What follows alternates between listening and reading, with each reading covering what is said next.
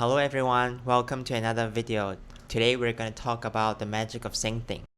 So what is Syncthing? If you go to the official website sendthing.net, you can see that Syncthing brands itself as a continuous file synchronization program.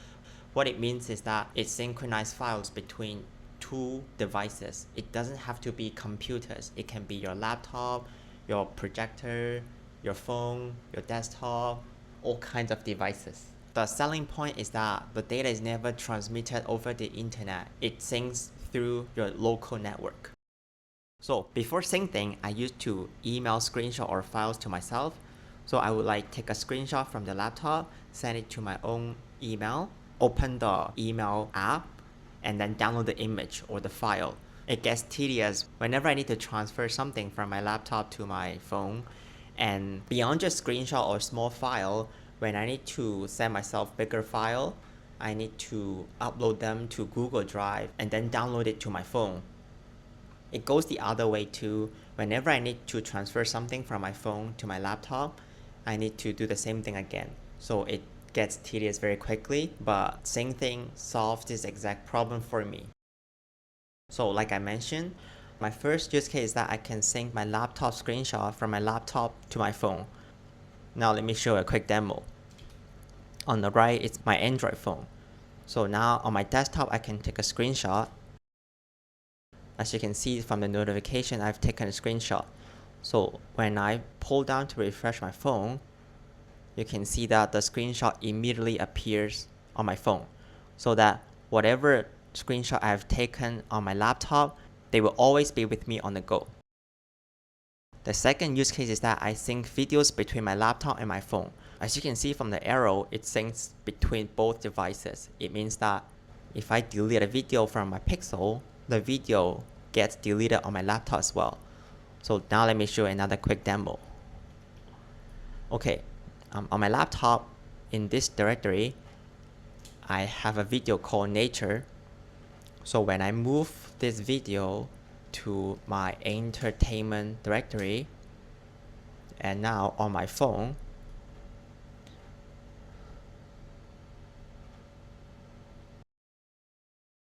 when I open VLC, you can see that the video is immediately synced to my phone.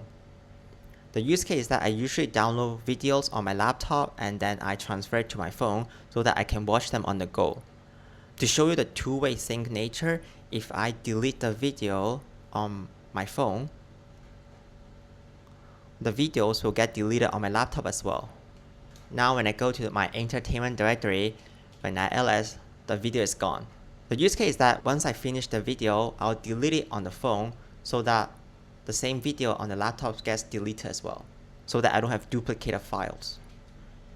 Okay, my third use case is that I sync movies and TV shows from my laptop or phone to my projectors. So I have a projector that's also running Android. I have Syncthing installed on my projector.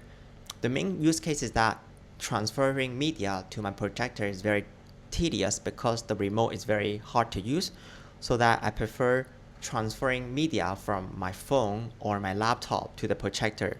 As you can see from this chart, both my phone and my laptop has a directory called Projector. Whatever I put in that directory will appear on my projector, so that I don't need to deal with the inherent problem with the remote, or the worst is that I need to first take out the SD card from the projector and transfer movies to it and then insert it back. It gets tedious very quickly. So the Syncthing solution is much better than that. The fourth use case is that I use Syncthing to back up important directories on my phone. For example, the DCIM, Pictures and Downloads directory. The DCIM directory represents pictures I take from my phone. So it's also another one-way trip that gets transferred from my phone to my laptop, so that once it arrives on my laptop, I can use our clone to encrypt and back up to a different cloud service provider.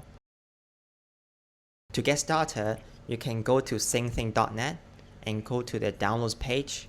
As you can see, they have support for Linux, Windows, and Mac OS.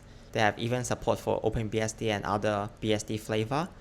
Once you install it, you run it according to your OS instruction.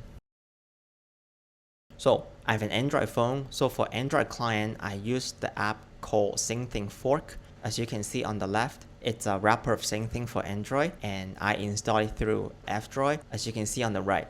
So you just open F-Droid, install the app, and you're good to go. For my Projector client, I used to use the app Syncthing Android, but now it's been discontinued. But recently I've tried it out and it still works. So what I did is that I go to the release page, I download the app release APK, and then I transfer it through a USB drive to my projector and install it. One thing's worth noting is that the app is not designed for tablet or bigger screen, so that the remote setting is a little bit tricky, but you can get it done. If you are setting up a new client on your projector, I recommend using Syncthing Fork, which is an actively maintained project. Now we're going to set up the app on our laptop or desktop, which is the plane of control that we propagate to other clients. So on the left, given I'm using NixOS, I can show you my plain test configuration of what it does so that we can use it to explain the chart on the right. So as you can see, if you are on NixOS, to enable Syncthing, you just need to enable this one line. And for your devices, you can find your device ID through the Syncthing UI. And so now we're going to set up the folders that we want to get synced between devices. As you can see, I have on my laptop, I have this directory that will get synced with my Pixel phone, and the type is send only, which means that it's a one-way trip. It will get transferred from my laptop to my phone. So the first configuration corresponds to the first arrow at the top. So from my laptop to my phone for this directory. And for the sync directory, you can see it's a bi-directional arrow.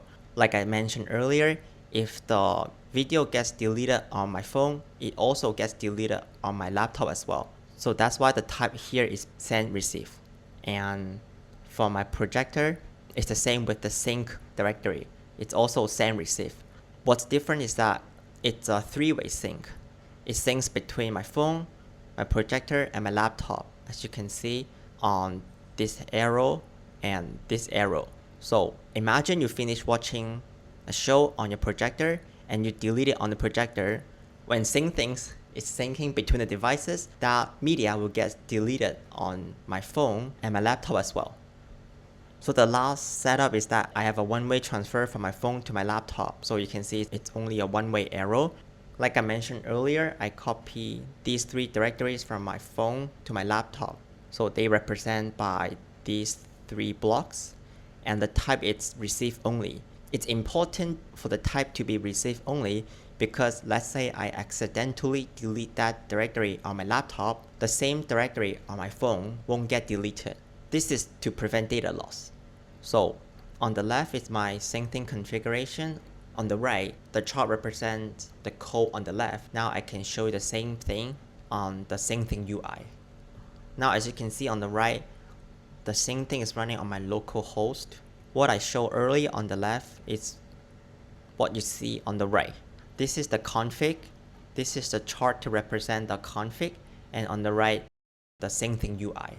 You can see the name is the same. The folder setup is the same as we have set up here. And if I click here, we can go to edit and we can go to advanced. You can see that the folder type is really send only for laptop screenshots as represented by here. So if you were not on NixOS, you will need to set it up on the UI.